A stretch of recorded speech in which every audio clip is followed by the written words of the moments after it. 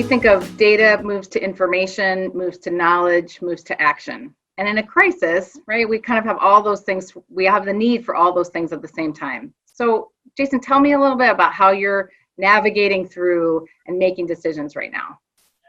Well, a lot of it was trying to just make sense of what was happening. And so that first place that I found myself in and trying to accomplish that was chaos, that there was data that was swirling around like a tornado, and I was trying to catch as much of it as I could, to gather as much as I could, to also determine where we as an organization were at, to do some assessment, to figure all that out.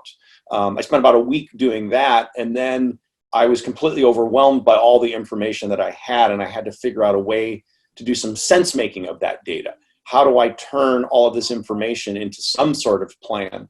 We're an organization that's usually living 12 to 18 months out in the future, and I can't really do that right now. But I still have to figure out how to make decisions today that will impact those long-term decisions that I am ultimately going to have to make.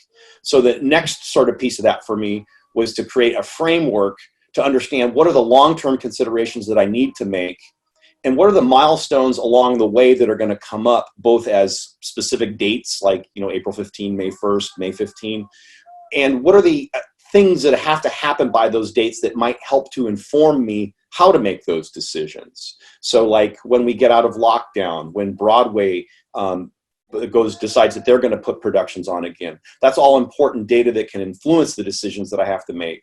And so I had to give myself a break at one point and say, look, I can't make decisions about September today, so I'm not going to worry about those decisions until April 15th. That'll be the first moment I have to assess where we're at and determine if I can make a decision today.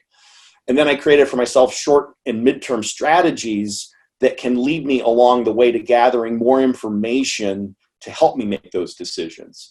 So I created some sort of 2 to 4 week activities and things that I need to do, conversations I need to have, and then some midterm activities that I want to do that will all hopefully inform the decision making that will occur as these milestones appear, and hopefully guide me along the way to making the big decisions that I have to make.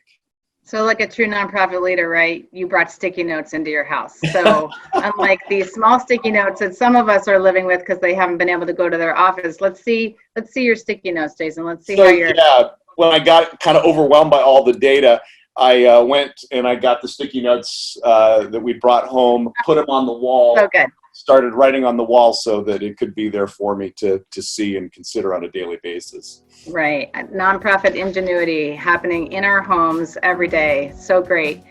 So we were really just thinking about how we think about data and processing information and getting to that place where we can turn it into knowledge, turn it into action. I think there's lessons learned for all of us. Jason, thanks so much for sharing that with us. My pleasure.